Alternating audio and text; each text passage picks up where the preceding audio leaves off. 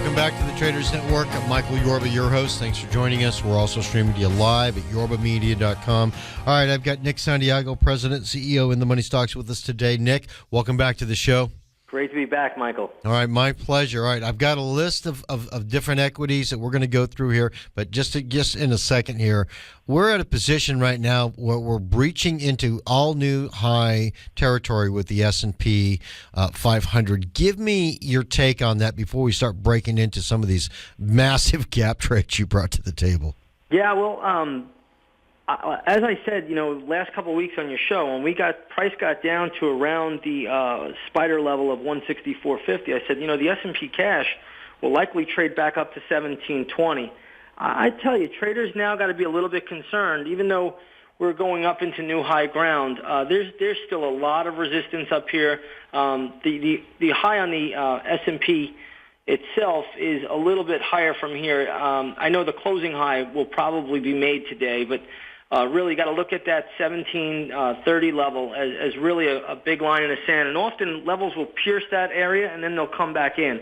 So I would tell traders right now, if you're long, be very, very careful up here. You really want to watch this level. There should be a lot of resistance around 1730 or so. I gave you a level last week. I thought it would go to 1720, and we're about 9 points higher than that. So I would be very, very cautious right now. Okay, all right. That's what I was trying, because we had spoken before about this Friday as being a cycle date for me, and the potential for a pullback going in over the weekend is very high. The feeling I'm getting from your last statement. Yeah, I think if it doesn't happen tomorrow, I think you got to be careful on Monday. Okay. So Monday will be a very interesting day too if we don't get anything tomorrow as far as a sell-off or a pullback.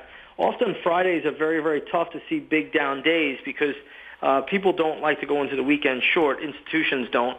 And they want to keep that euphoria built up for the weekend so people spend money.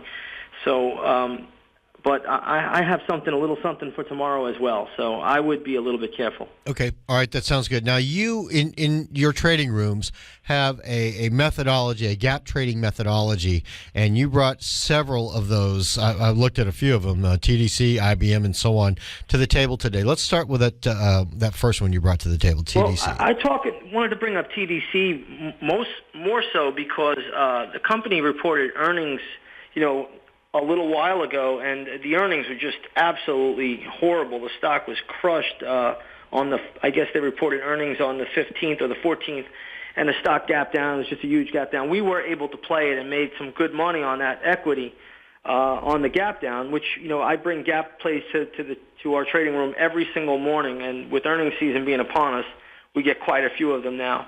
But this is an equity I think that traders could look to get into on a swing basis at around 37.85. I think that could give you a pretty nice bounce to the upside. And that was really one of the reasons why I'm bringing all these equities to the table today, because there'll be trades on there, even though they've been beaten down. There's going to be some levels that I've already isolated that will be very, very good for the future. Okay, all right. So because we had a move in a week here from 52 all the way down to 42.50, and you're thinking a little bit more about 37.5 if I got that right? 37.85. 85. Write it down.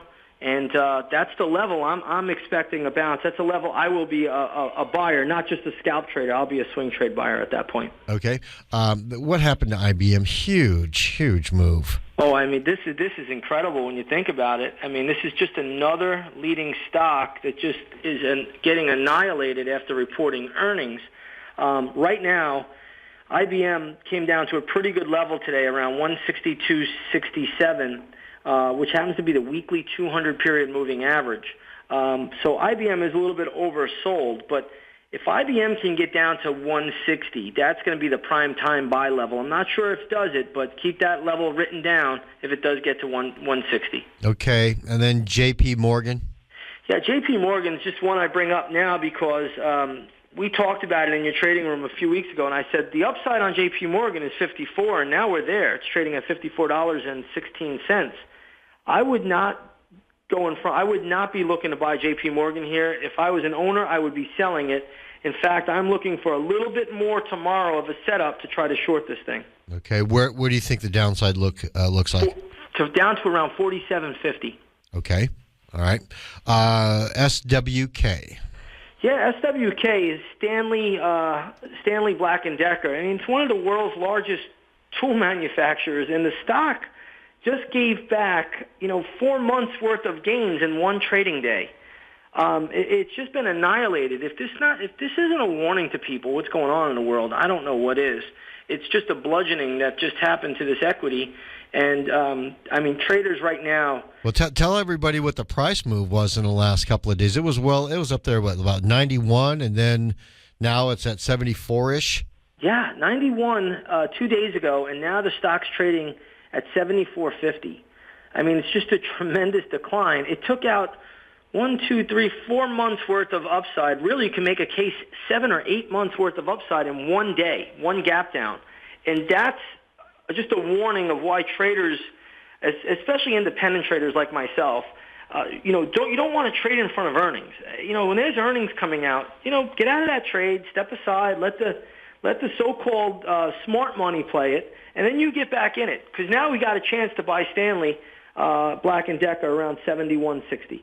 Okay, that's what I wanted to hear about you. So you're still liking these stocks? You just want to buy them at a little bit better pricing, which give me an idea when you think those prices are going to occur. They'll occur shortly. They'll occur within the next couple of weeks. Okay. I mean, we're cyclically at a point in the market where stocks that are going to get hammered this earnings season will get an end of year buy sale. A chance to own these things. So I mean, there's opportunities galore. It's just dynamite. Okay, so between now and the next couple of weeks, if we do have a pullback, you'll be looking for what you want to buy as we go into the last quarter. Oh, yeah, I already have a shopping list because I'm expecting another pullback where most people are saying, hey, the rally's on to the end of the year, the politicians are singing Kumbaya. But that's not the case.